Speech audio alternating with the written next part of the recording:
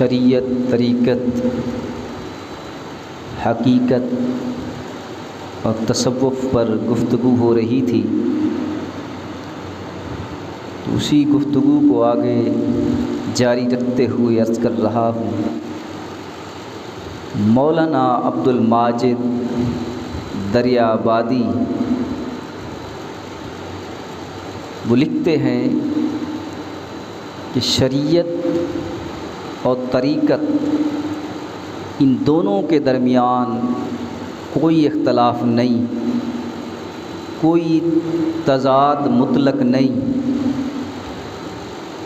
تمام اکابر طریقت نے تصریح کی ہے، کمال شریعت ہی طریقت ہے۔ شریعت میں کمال حاصل ہو جائے اسے طریقت کہتے ہیں۔ اتباع رسول صلی اللہ علیہ وسلم کے ظاہری حدود کو شریعت کہتے ہیں، اور اسی اتباع رسول سے اگر مرد مومن کے قلب و باطن میں نورانیت مصطفیٰ حاصل ہو جائے تو اسے طریقت کہتے ہیں۔ حضرت امام بخاری، حضرت امام مسلم نے حدیث روایت کی، صحیح بخاری اور صحیح مسلم کے اندر یہ حدیث متفق علیہ حدیث، صحیح بخاری کے اندر بھی حدیث ہے، صحیح بخاری میں بھی یہ حدیث ہے، اور محدثین نے اس حدیث کو حدیث جبرائیل کے نام سے موسوم کیا ہے۔ محدثین نے اسے حدیث جبرائیل کے نام سے موسوم کیا ہے۔ محدثین کے نزدیک یہ حدیث جبرائیل ہے، جس کا مفہوم یہ ہے کہ کریم آقا صلی اللہ علیہ وسلم تشریف فرما تھے۔ حضرت جبرائیل جب حاضر ہوئے 3 سوال کیے، حضرت جبرائیل نے 3 سوال کیے۔ پہلا سوال یہ ہے کہ مل ایمان، عرض کیا یا رسول اللہ صلی اللہ علیہ وسلم مل ایمان، ایمان کیا ہے؟ تو میرے کریم آقا صلی اللہ علیہ وسلم نے فرمایا ایمان یہ ہے کہ تو اللہ پر ایمان رکھے، فرشتوں پر ایمان رکھے، رسولوں پر ایمان رکھے، مرنے کے بعد دوبارہ اٹھنے پر ایمان رکھے۔ جبرائیل نے دوسرا سوال کیا مل اسلام، اسلام کیا ہے؟ تو میرے کریم آقا صلی اللہ علیہ وسلم نے فرمایا اسلام یہ ہے کہ تو اللہ کے ساتھ کسی کو شریک نہ ٹھہرائے، خدا کو وحدہ لا شریک سمجھے، نماز قائم کرے، زکوٰۃ دے، روزے رکھے۔ جبرائیل نے تیسرا سوال کیا مل احسان، احسان کیا ہے؟ تو میرے کریم آقا صلی اللہ علیہ وسلم نے فرمایا احسان یہ ہے کہ جب تو نماز پڑھے تو یہ تصور کرے کہ تو خدا کو دیکھ رہا ہے، اگر یہ طاقت نہ ہو تو یہ تصور کر کے خدا تجھے دیکھ رہا ہے۔ حضرت شاہ ولی اللہ محدث دہلوی رحمۃ اللہ علیہ نے یہ تینوں درجات مرد مومن کے بیان فرمائے حدیث مذکورہ میں مرد مومن کے 3 درجات ذکر کیے گئے۔ یہ 3 درجات، ایمان بھی ایک درجہ ہے، اسلام بھی ایک درجہ ہے، اور احسان بھی ایک درجہ ہے، اور یہ تینوں درجے اس حدیث کے اندر ذکر ہیں، اور یہ تینوں درجے مرد مومن کے ہیں، مرد مومن کے ہیں۔ حضرت شاہ ولی اللہ محدث دہلوی رحمۃ اللہ علیہ فرماتے ہیں کہ ان تینوں درجات میں سے پہلے جو 2 ہیں ایمان اور احسان، اس کا تعلق شریعت کے ساتھ ہے، اور تیسرا درجہ احسان، اس کا تعلق طریقت سے ہے۔ تو پتہ چلا کہ چاہے طریقت ہے چاہے شریعت ہے، دونوں اپنے اپنے مقام پر حیثیت رکھتے ہیں لیکن ایک دوسرے سے جدا نہیں۔ شریعت طریقت سے جدا نہیں اور طریقت شریعت سے جدا نہیں۔ اللہ اکبر۔ صوفیاء کی بھی ایک لین ہے، جیسے علماء کی ایک فہرست ہے، جیسے علوم شریعہ ہیں، جیسے ایک شریعت ہے تو طریقت بھی ہے، حقیقت بھی ہے، اور یہ طریقت اور حقیقت شریعت سے جدا نہیں، شریعت سے جدا نہیں۔ جو عالم تو ہو، شریعت جانتا ہو اور طریقت اور حقیقت نہ جانتا ہو، اس سے بھی بچیے، اور جو طریقت اور حقیقت کو جانتا ہو لیکن شریعت کو نہ جانتا ہو، اس سے بھی بچیے۔ لہٰذا یہ دونوں چیزیں ایک دوسرے کے لیے لازم و ملزوم ہیں، شریعت طریقت کے ساتھ، طریقت شریعت کے ساتھ۔ شریعت طریقت سے جدا نہیں، طریقت شریعت سے جدا نہیں۔ اور جو صفتیں تصوف کے اندر ہیں، وہ ساری صفتیں جس کے اندر ہوں اسے صوفی کہتے ہیں۔ تصوف کسے کہتے ہیں؟ تصوف پہلا قول یہ ہے، تصوف کا مادہ اشتقاق الصفا سے ہے، اور الصفا کا معنی ہے پاکیزگی و طہارت۔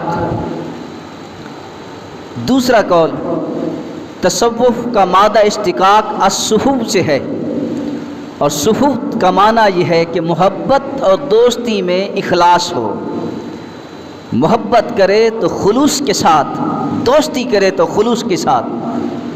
تیسرا قول کہ تصوف کا مادہ اشتقاق الصوف سے ہے، اور صوف کا معنی ہے اون، اور صحابہ کرام، اکثر صحابہ کرام اون کا لباس پہنا کرتے تھے، اور انبیاء میں سے اکثر انبیاء اون کا لباس پہنا کرتے تھے۔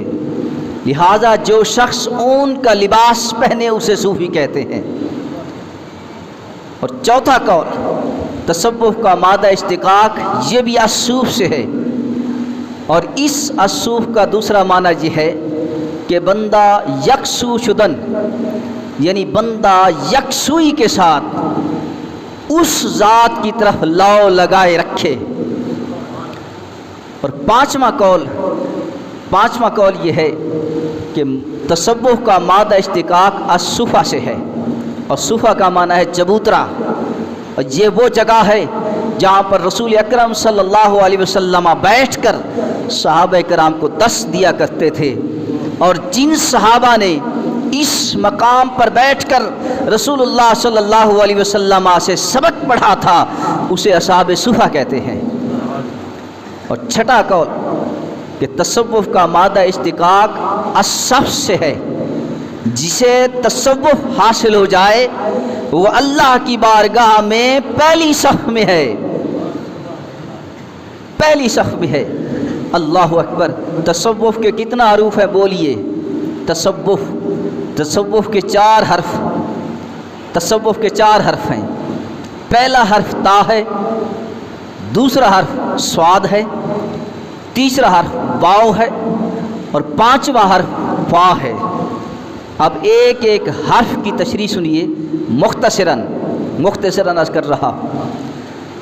تصوف کا پہلا حرف تا ہے، اور تا سے مراد توبہ ہے۔ یاد رکھیے توبہ 2 قسم ہے، توبہ ظاہری اور توبہ باطنی۔ توبہ ظاہری کیا ہے؟ کہ انسان کے ظاہری اعضاء گناہوں اور برائیوں سے بچ جائیں اور اطاعت رسول میں آ جائیں، یہ ظاہری توبہ ہے۔ اور باطنی توبہ یہ ہے کہ اس کا باطن کدورتوں، علائشوں سے، بغض اور کینے سے پاک ہو جائے۔ اور تصوف کا دوسرا حرف صاد ہے، صاد سے مراد صفائی ہے، اور صفائی 2 قسم ہے، صفائی قلب اور صفائی سر۔ صفائی قلب اسے کہتے ہیں جو دل کی صفائی ہو، جس کا دل صاف ہو، جس کا اندر صاف ہو، جس کا باطن صاف ہو، جس کا قلب بغض، کینہ، فساد سے پاک مبرہ ہو جائے، اسے صفائی قلب کہتے ہیں۔ اس کے دل کے اندر خلوص پیدا ہو جائے، اس کے دل کے اندر نرمی پیدا ہو جائے، اس کے اندر دل میں دو نمبری نہ رہے، اسے صفائی قلب کہتے ہیں۔ اور صفائی سر دوسری قسم، صفائی سر یہ ہے کہ جو رموز اسرار اس بندے اور خدا کے درمیان جو اسرار ہیں، جو رموز ہیں، وہ خالص رہے۔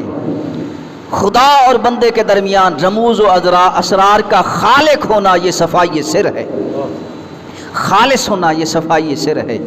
اور تصوف کا تیسرا حرف واو ہے، اور واو سے مراد ولایت۔ ولایت کا معنی کیا ہے؟ بہت سارے معنی ہیں، ولایت کے بہت سارے معنی ہیں، مختصراً عرض کر رہا ہوں۔ ولایت کا معنی حکمرانی ہے، ولایت کا معنی بادشاہی ہے، ولایت کا معنی ایک ولایت کی سلطنت مراد ہے۔ اور جسے ولایت نصیب ہو جائے صاحب ولایت کو ولی کہتے ہیں، اور ولی کا معنی مددگار بھی ہے، ولی کا معنی محب بھی ہے، ولی کا معنی دوست بھی ہے۔ اور یہ ولایت دو قسم ہے، ولایت کسبی اور ولایت وہبی۔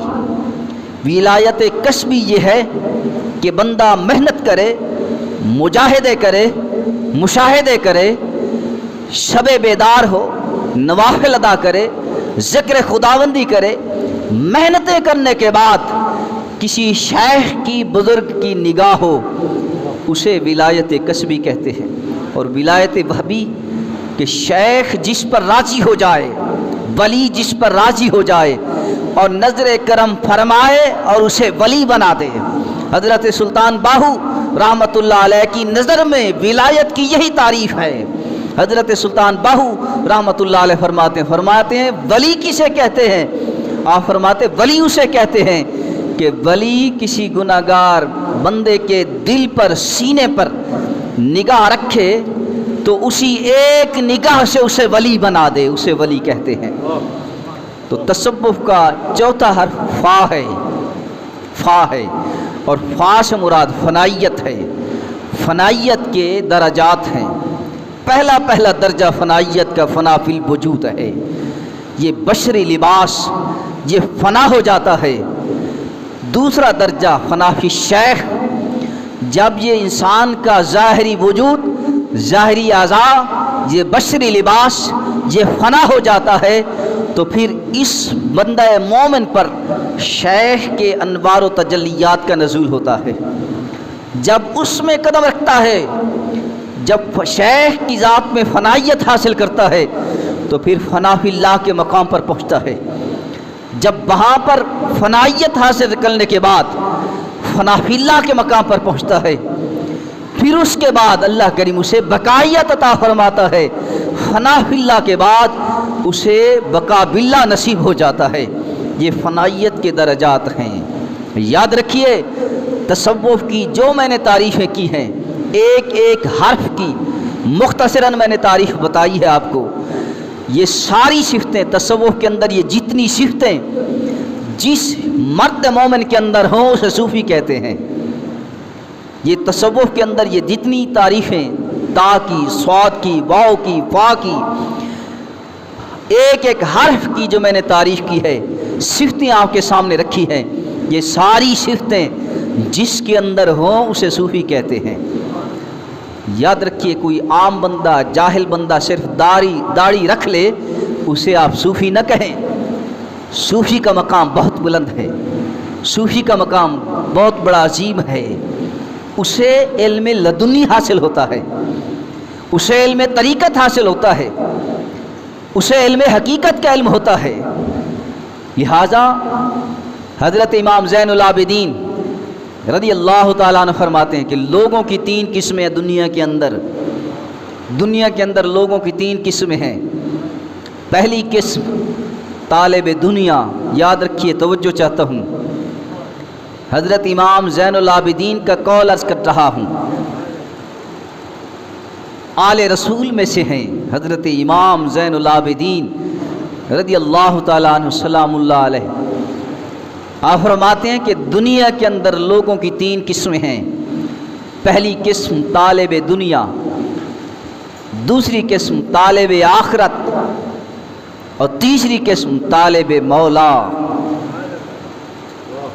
آپ فرماتے ہیں کہ جو طالب دنیا ہیں، یاد رکھیے میری بات نہیں، میری بات ہو یا میں اپنی طرف سے بات کر رہا ہو اگر ہوں تو پھر آپ میری بات کو رد کر دیں، نہ مانے میری بات اگر میری اپنی بات ہو. حضرت امام زین العابدین کا قول عرض کر رہا کہ جو طالب دنیا ہے وہ بظاہر تو مرد ہے، بظاہر وہ مرد ہے لیکن وہ عورت کی مثل ہے. جو طالب آخرت ہے وہ نہ مرد ہے نہ عورت ہے، وہ مخنث ہے. جو حقیقت میں مرد مومن اور مرد کلندر ہے وہ طالب مولا ہے، وہ طالب مولا ہے. فرمایا دنیا کی ہوس بھی چھوڑ، آخرت کی ہوس بھی چھوڑ، طالب مولا بن جا. جب تو طالب مولا بنے گا، میں نہیں کہتا، قرآن کہہ رہا ہے وَاصْبِرْ نَفْسَكَ مَعَ الَّذِينَ يَدْعُونَ رَبَّهُمْ بِالْغَدَاةِ وَالْعَشِيِّ يُرِيدُونَ وَجْهَهُ. قرآن کہتا ہے کہ اپنے آپ کو نیک بندے کی صحبت میں روکے رکھ، نیک بندے کی صحبت میں نہ اپنے آپ کو روک دے. مولا کیوں روکوں؟ وہ کیا چاہتے ہیں؟ جنت چاہتے ہیں، بادشاہت چاہتے ہیں، جاگیرداری چاہتے ہیں، سلطنت چاہتے ہیں. کیا چاہتے ہیں؟ کرتے کیا ہیں؟ وہ بھی قرآن جواب دیتا ہے کرتے کیا ہیں، چاہتے کیا ہیں، یہ بھی قرآن جواب دیتا ہے. قرآن کہتا ہے وَاصْبِرْ نَفْسَكَ مَعَ الَّذِينَ يَدْعُونَ رَبَّهُمْ بِالْغَدَاةِ وَالْعَشِيِّ. غداۃ والعشی، اپنے آپ کو ان لوگوں کی صحبت میں روکے رکھ جو صبح و شام اللہ کا ذکر کرتے ہیں، جو صبح و شام خدا کو یاد کرتے ہیں. اپنے آپ کو ان لوگوں کی صحبت میں روکے رکھ. مولا چاہتے کیا ہیں؟ اللہ نے فرمایا نہ وہ جنت چاہتے ہیں، نہ وہ سلطنت چاہتے ہیں، نہ وہ جاگیرداری چاہتے ہیں. اگر وہ چاہتے ہیں تو صرف یہ چاہتے ہیں یریدون وجہہ، صرف اور صرف یہ چاہتے ہیں کہ رب کا دیدار ہو جائے، رب کا دیدار ہو جائے. ایسے نیک بندوں کو نہ طالب دنیا کہیں گے نہ طالب آخرت کہیں گے، ایسے لوگوں کو طالب مولا کہیں گے، طالب مولا کہیں گے. طریقت کے لیے 3 چیزیں ضروری ہیں، یاد رکھیے. طریقت کے لیے 3 چیزیں ضروری ہیں. علوم شریعہ کے حوالے سے آپ اکثر گفتگو سنتے ہیں علماء سے، آپ طریقت کی گفتگو بھی آج سن لیں. طریقت کے لیے 3 چیزیں ضروری ہیں، 3 مقاصد ہیں طریقت کے. پہلے نمبر پر تزکیہ نفس، دوسرے نمبر پر تصفیہ قلب، تیسرے نمبر پر معرفت ربانی، خدا کی معرفت.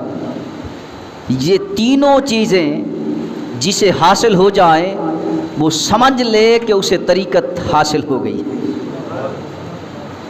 تزکیہ نفس، اپنے نفس کو، اپنے اندر کو پاک و طاہر رکھے، پاکیزہ رکھے، پاک رکھے. قرآن کہتا ہے قد افلح من تزکا وذکر اسم ربہ فصلی. تحقیق وہی شخص کامیاب ہے کہ جس نے تزکیہ نفس اختیار کیا ہے، جس نے اپنے اندر کو، اپنے نفس کو پاک رکھا ہے، وہی کامیاب ہے. قرآن کہتا ہے قد افلح من تزکا. تحقیق وہی شخص کامیاب ہے جس نے تزکیہ نفس کو اختیار کیا. اندر اس کا صاف ہو جائے، اس کا باطن صاف ہو جائے، اس کا قلب صفائی اور ستھرائی سے اس لحاظ سے منزہ یعنی پاکیزہ ہو جائے، صاف ہو جائے. اس کے دل کے اندر، اس کے نفس میں، دل میں کوئی بغض، کوئی کینہ، کوئی فساد، قدرتوں اور علائشوں سے پاک ہو، اسے کہتے ہیں یہ تزکیہ نفس. دوسرے نمبر پہ تصفیہ قلب، اس کا قلب صاف ہو جائے.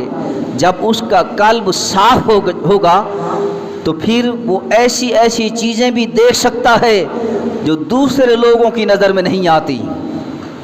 قلب اس کا صاف ہو جائے، اس کا اندر صاف ہو جائے۔ تیسرے نمبر پہ معرفت ربانی، خدا کی معرفت حاصل ہو جائے، خدا کی پہچان حاصل ہو جائے۔ حضرت امام دہلوی رحمۃ اللہ علیہ لکھتے ہیں اول العلم معرفت اللہ، مسند فردوس میں فرماتے ہیں اول العلم معرفت اللہ، پہلا علم ہی خدا کی معرفت ہے۔ اور اللہ کریم نے فرمایا وما خلقت الجن والانس الا لیعبدون، اللہ نے فرمایا ہم نے جنوں اور انسانوں کو اس لیے پیدا کیا ہے تاکہ وہ میری عبادت کریں۔ وما خلقت الجن والانس الا لیعبدون، مفسرین کہتے ہیں کہ الا لیعبدون یعنی الا لیعرفون، کہ اللہ نے فرمایا کہ ہم نے جنوں اور انسانوں کو اس لیے پیدا کیا ہے کہ وہ خدا کی معرفت حاصل کریں، خدا کی معرفت حاصل کریں۔ لہٰذا نماز پڑھنا یہ فرض ہے، ہر شخص کے لیے فرض، روزہ بھی فرض ہے، زکوٰۃ بھی فرض ہے، حج بھی فرض ہے، اپنی اپنی حیثیت میں یہ فرض ہے۔ نماز کی اپنی حیثیت ہے، اس کا اپنا اجر و ثواب ہے، زکوٰۃ کی اپنی حیثیت ہے، اس کا اپنا اجر و ثواب ہے، روزے کی اپنی حیثیت ہے، حج کی اپنی حیثیت ہے، لیکن ان سارے فرائض میں سے اہم فریضہ نماز ہے۔ یاد رکھیے حج فرض ہے، لیکن قرآن کہتا ہے ہر شخص پر حج فرض نہیں، صاحب حیثیت صاحب توفیق پر فرض ہے۔ زکوٰۃ بھی فرض ہے لیکن ہر شخص پر نہیں، صاحب حیثیت صاحب نصاب صاحب توفیق پر ہے۔ اسی طرح روزہ بھی فرض ہے لیکن صحت مند تندرست پر ہے، اگر بیمار نڈال کمزور ہے تو فدیہ دے۔ لیکن نماز اس میں نہ امیر کا فرق ہے نہ غریب کا فرق ہے، اس میں نہ چھوٹے کا فرق ہے نہ بڑے کا فرق ہے، اس میں نہ مرد کا فرق ہے نہ عورت کا فرق ہے، اس میں نہ امیر کا فرق ہے نہ غریب کا فرق ہے، اس میں نہ بیمار کا فرق ہے نہ تندرست کا فرق ہے۔ نماز ہر حالت میں ہر شخص پر فرض ہی فرض اور لازم ہے۔ انسان کو چاہیے چاہے وہ بیماری کی حالت میں ہے نماز کو نہ چھوڑے، نماز کو نہ چھوڑے۔ اللہ اکبر، میرے کریم آقا صلی اللہ علیہ وسلم فرمایا کرتے تھے نماز میری آنکھوں کی ٹھنڈک ہے، اور جو چاہتا ہے کہ اللہ کے نبی کی آنکھیں ٹھنڈی ہوں تو اسے چاہیے کہ وہ نماز پر عمل کرے، نماز کو قائم کرے۔ نماز کو قائم کرنے کا مقصد کیا ہے؟ قائم کا کیا مطلب ہے؟ نماز کو قائم کرے، قرآن کے اندر وَأَقِیمُوا الصَّلَاةَ وَآتُوا الزَّکَاةَ، نماز کو قائم کرے، بار بار قرآن کے اندر کہا گیا نماز کو قائم کریں۔ قائم کا مطلب کیا ہے؟ علماء نے کہا کہ قائم کا مطلب یہ ہے کہ نماز کو اپنے اپنے وقت پر صحیح طور پر ادا کرتے رہنا، اس کا نام ہے قائم۔ نماز کو قائم کریں۔